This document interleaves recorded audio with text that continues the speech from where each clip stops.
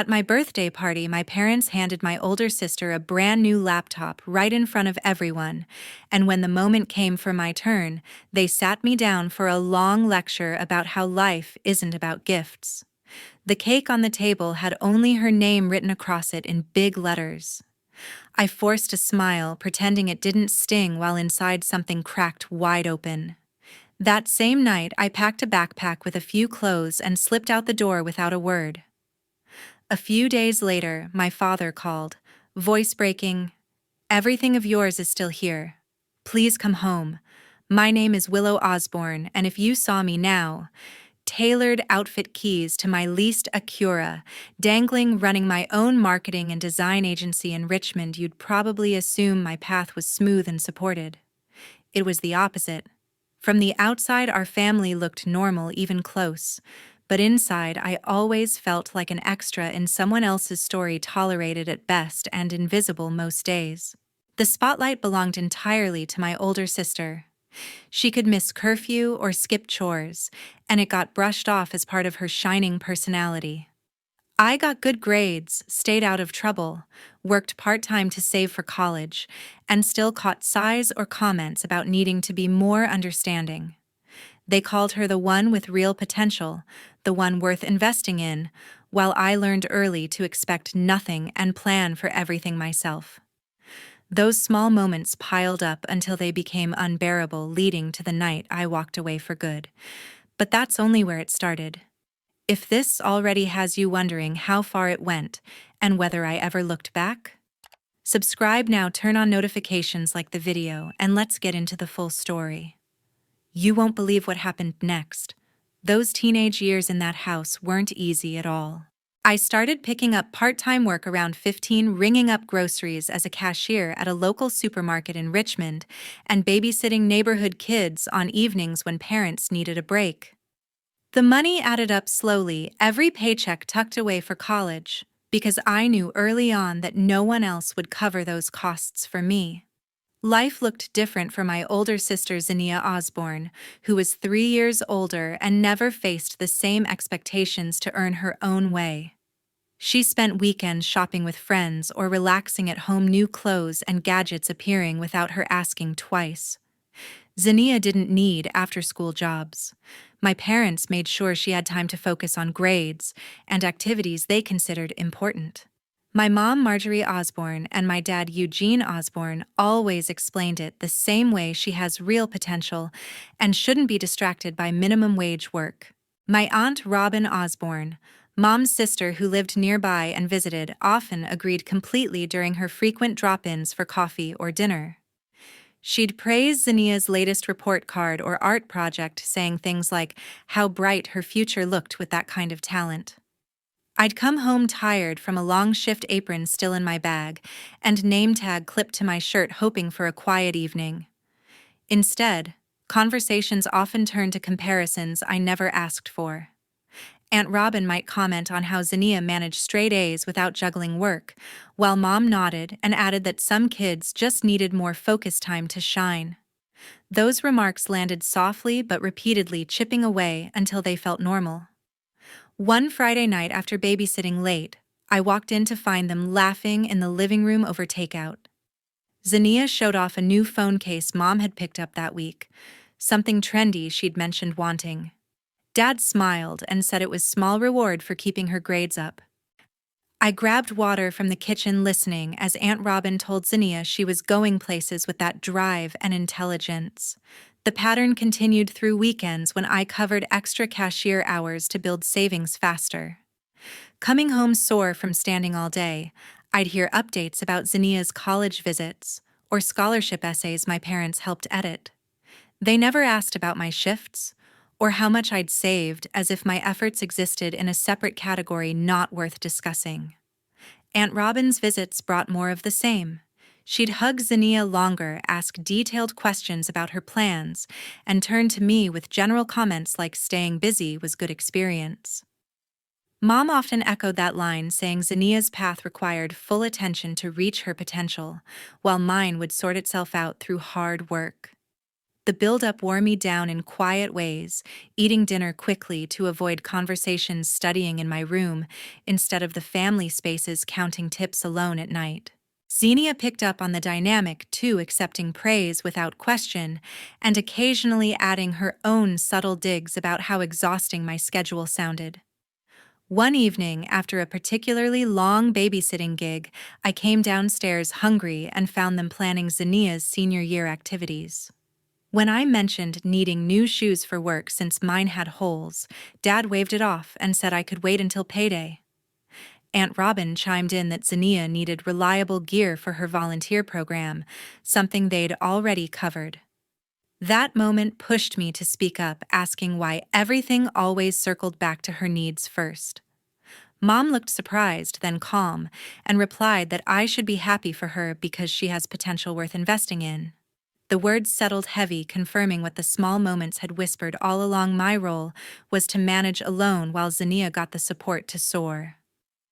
Senior year arrived quickly.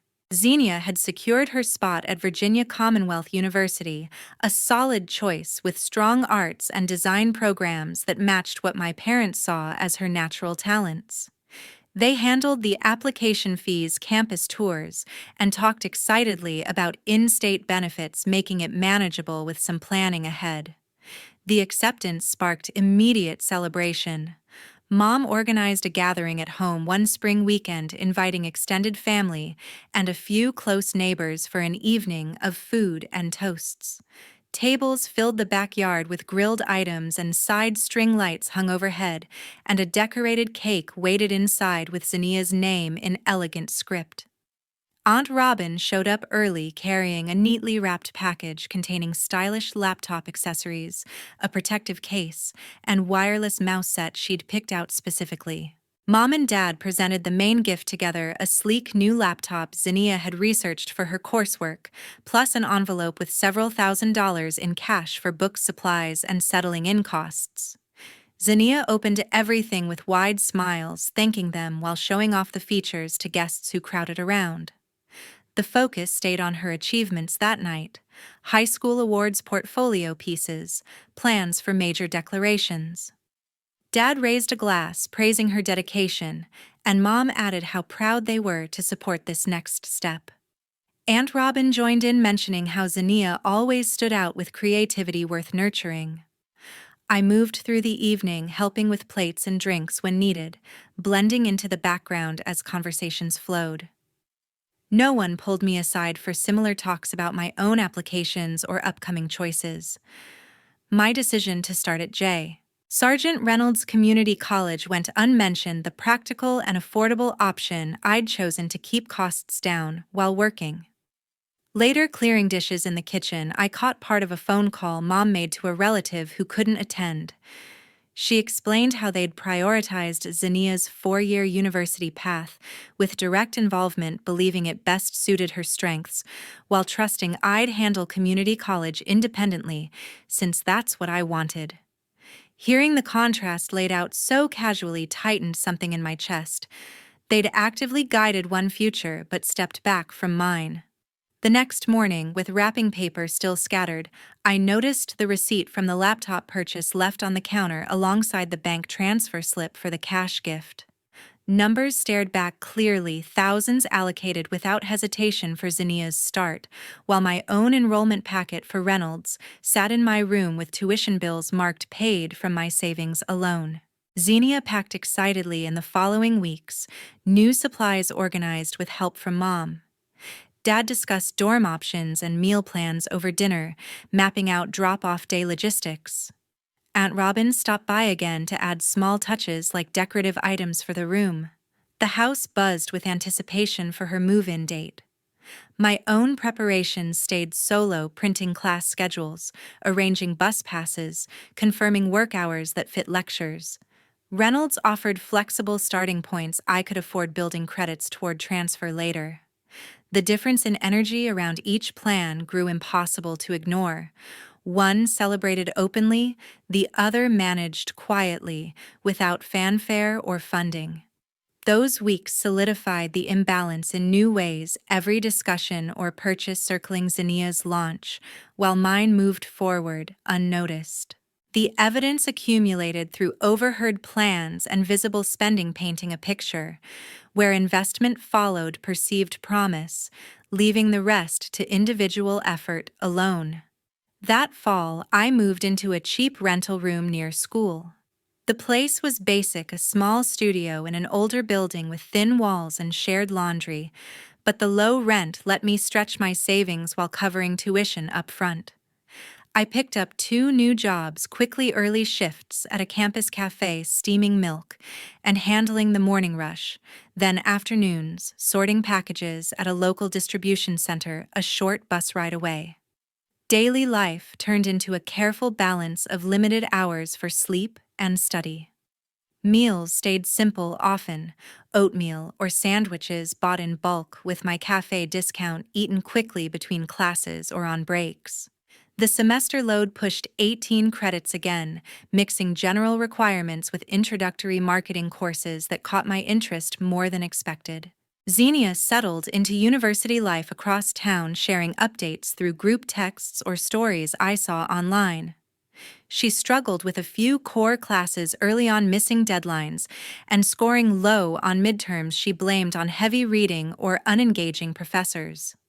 Parties and outings filled her weekends, new outfits and meals out adding up faster than planned. Her first credit card arrived as a starter account, my parents co-signed, intended for emergencies or books. Charges mounted steadily: late-night food deliveries, concert tickets with friends, clothing for events, until the balance triggered over-limit alerts. When the statement showed numbers she couldn't handle, she reached out to mom and dad for help covering it before interest kicked in. They transferred funds the same week, framing it as temporary support during adjustment to independence. Similar requests followed over months: unexpected textbook costs, a phone replacement, weekend trips, each met with quick assistance to keep things smooth. The pattern reinforced itself quietly, extra money appearing whenever spending outpaced part-time earnings she rarely pursued. My own routine left little margin for error. Cafe shifts started at dawn, requiring precision with orders amid long lines, while distribution work involved physical lifting and scanning until evening. Study sessions stretched late in the library, notes organized meticulously to stay ahead. Every paycheck split carefully: rent first, then food, books last if anything remained. Toward mid-year, a marketing professor suggested I apply for an unpaid internship at a small agency in downtown Richmond, specializing in digital campaigns and branding for local businesses. They needed help with basic design tasks, social scheduling, and client research. I started a few hours weekly, arriving early to review briefs and staying to observe meetings or edit drafts. The environment differed from service jobs: collaborative discussions about strategy, reviewing analytics, seeing concepts turn into live ads. Tasks built skills gradually, from resizing images to drafting caption ideas that aligned with brand voices. Feedback came constructively, pointing out improvements while acknowledging effort on tight timelines. Xenia's challenges continued into spring term, another course grade, dipping low enough to prompt probation warnings. Spending stayed high despite cautions, new purchases justified as needed for social or academic reasons. When another card alert arrived, mom and dad stepped in again, covering the minimum and adding buffer money to avoid fees. My internship shifted to low-paid hours as the agency valued consistent contributions enough to ease one job slightly. Learning accelerated, running small campaigns, tracking performance, adjusting based on data. The practical side complemented classes showing how theory applied in real client work. Those months tested limits daily but built momentum. 2 jobs funded necessities, while school and internship pointed toward future possibilities. Xenia's updates grew less frequent, focused more on fun than academic support, arriving reliably whenever needed. The diverging experiences sharpened focus on my independent track, each completed task or passed exam reinforcing progress earned alone. About 5 years after leaving home, my efforts started paying off in bigger ways. Strong grades from community college combined with solid references from the internship opened a transfer path to a 4-year program in the Virginia state system. A full scholarship package came through, covering tuition completely through merit awards and federal grants for students demonstrating academic progress without family contribution.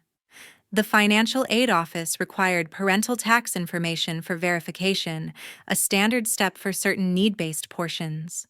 When I asked Mom and Dad to provide the forms, they declined outright, saying it wasn't their responsibility anymore since I'd chosen independence.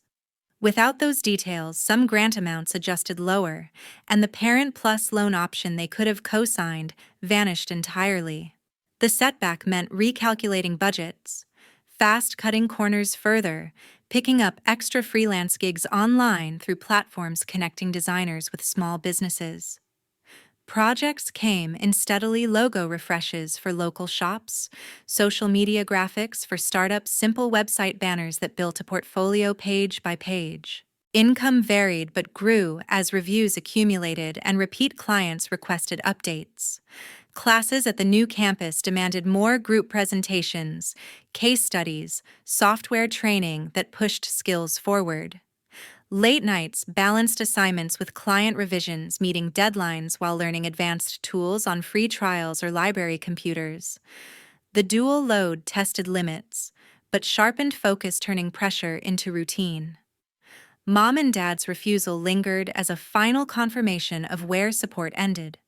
No follow-up offers arrived, no questions about how costs worked out.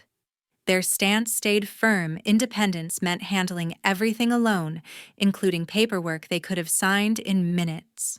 Freelance work filled gaps effectively over semesters. Platforms led to direct referrals, rates increased gradually with experience, and a small emergency fund rebuilt slowly. Portfolio pieces showcased variety campaign concepts for nonprofits, branding packages for cafes, digital ads that tracked real engagement. Clients appreciated reliability, leaving feedback that opened doors to slightly larger contracts. The hurdle from missing parental info forced creative solutions like additional state grants for independent students or work-study positions on campus coordinating marketing for university events. Each piece fit together, covering shortfalls without debt, beyond basic federal loans at low interest. Xenia's path took different turns during the same period, though details reached me only indirectly through mutual acquaintances or rare social media glimpses. Academic warnings accumulated, leading to probation, then eventual withdrawal before degree completion. Living expenses continued without steady income, relying on occasional help that tapered as time passed. My progress stayed self-driven: scholarship renewals secured through maintained GPA and demonstrated need. Freelance evolved into consistent side income, enough to ease job hours and invest in better software subscriptions. The foundation strengthened month by month, classes blending with practical work that felt like real preparation.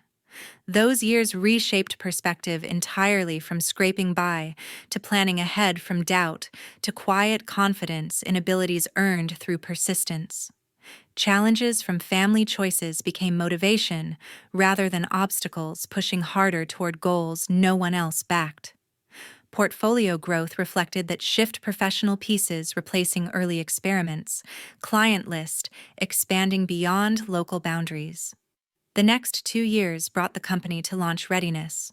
Freelance consistency turned into enough retained clients to justify forming an LLC for the marketing and design agency, securing a compact office suite in Richmond's business district with space for files, meetings, and a couple workstations. Operations focused on digital campaigns for small to mid-sized businesses, alongside branding packages that included logos, social templates, and website overhauls. Preparing the official opening event consumed weeks of detail work. I selected a sleek venue in the city's arts area, a renovated loft with high ceilings and natural light that suited the creative feel. Catering featured local vendors I'd partnered with before, light bites, and signature drinks tied to brand themes. Invites went digital to clients and contacts with printed cards, mailed to select locals, including my family and Aunt Robin. The night arrived smoothly executed. Guests filtered in, steadily networking over displays of recent projects mounted on easels and looped on screens. Conversations flowed about upcoming collaborations, service inquiries noted discreetly for follow-up. Mom and Dad entered together dressed appropriately, but hovering near the entrance longer than necessary, scanning the room with tight smiles. Aunt Robin joined shortly after, offering quick compliments on the setup while staying close to them. Xenia arrived last, attire neat, yet slightly mismatched for the professional crowd, keeping conversation minimal with others. The group clustered near a high table, accepting drinks but engaging sparingly expressions, mixing forced enthusiasm with visible unease. Circulating among attendees kept me busy, thanking partners, answering questions about process, collecting cards from interested prospects. The atmosphere stayed positive, laughter rising over music, while slides highlighted case studies of growth metrics achieved for clients. When the crowd settled naturally, I stepped to the microphone area for a short address. Words came measured, appreciating everyone's presence and the small team making daily operations possible. I touched on starting from freelance roots, built through determination alone, creating services clients trusted for results. One thing stands out from the journey, I continued voice, even as eyes swept the room and rested briefly on Xenia. Potential only matters if you act on it. Silence followed for a beat. Xenia's cheeks colored deeply, gaze fixed downward while she shifted stance. Mom adjusted her posture uncomfortably, glancing sideways, and Dad studied his glass intently. Aunt Robin offered a strained nod but said nothing. Applause rose warmly from others, shifting focus back to mingling without lingering on the moment. The remainder unfolded successfully. More connections formed, feedback positive on execution, commitments hinted for future work. My parents approached near closing for brief farewells, Mom mentioning the event turned out nicely, and Dad adding quiet acknowledgement of effort shown. Aunt Robin echoed similar notes before leaving, with Xenia, who managed a subdued goodbye without direct eye contact. Wrapping up with vendors felt rewarding, venue cleared efficiently and invoices aligned. The statement landed subtly yet undeniably, family reactions, underscoring distance grown organically over years. Their discomfort neither surprised nor derailed the achievement. It highlighted progress made independently, surrounded by appreciation earned through consistent delivery. A few months after the party, Mom called out of the blue. The conversation started with casual updates about the weather and how the agency looked busy from what she'd seen online. But the real reason surfaced quickly. Xenia needed help finding stable work and thought my company might have something for her. Mom explained that Xenia had been taking low-wage retail positions and occasional delivery shifts, nothing consistent enough to cover rising credit card balances from ongoing expenses. She believed a role with me could offer direction and stability, perhaps handling social media or client coordination, since Xenia had ideas about trends. The request came gently framed as a family favor to get her on track. Xenia took the phone briefly, voice quieter than usual, saying she was ready to contribute and learn whatever needed. She mentioned seeing the launch event photos and thinking her creativity could fit well with projects. The appeal felt familiar, another ask for support in a pattern that stretched back years. I considered it carefully before responding. Full-time positions weren't open, and adding family complicated boundaries I'd worked hard to set. Instead, I offered a small internal project requiring freelance assistance, basic mood boards, competitor research, and timeline drafts for a mid-level client refresh that stayed behind the scenes. Deadlines and examples went out clearly to test commitment without risk to main work. Initial submissions arrived, but concepts lacked depth, pulling heavily from generic templates without tailoring to the brief.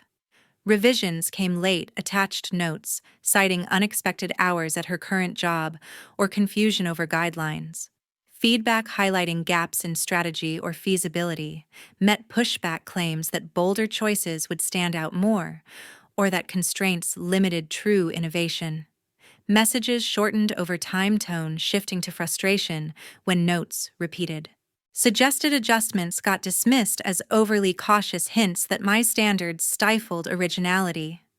Each round required extensive rewrites on my end to align with client expectations, turning assistance into extra labor I hadn't planned. After the final delivery needed complete overhaul to meet quality, the decision felt straightforward: no further tasks would go out. A polite email explained shifting priorities internally and thanked her for the input, including payment for submitted portions to keep things professional.